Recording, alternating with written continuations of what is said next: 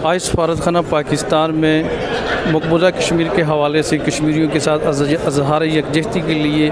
आज एक प्रोग्राम यहाँ पर किया गया, जिसमें पाकिस्तान की तकरीबन सारे मकता फ़िक्र से तल्लक़ रखने वाले लोगों ने यहाँ शिरकत की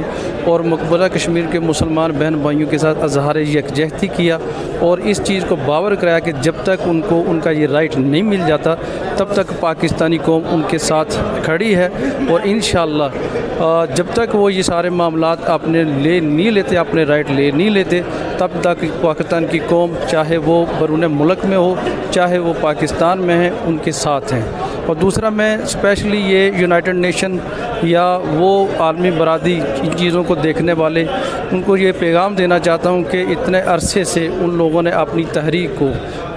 का वजूद रखा हुआ है और ये उनका राइट बनता है। आपने जो उनके साथ वादे किए हुए हैं वो वादे वो ज़रूर पूरे करें, क्योंकि इंसानी ज़िंदगी में आज़ादी बहुत ज़रूरी है और यही वो आज़ादी है कि जिसके लिए वो आज तक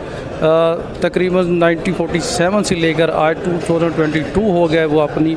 जान कुर्बान कर रहे हैं, लेकिन उनको अभी तक उनका राइट नहीं मिला।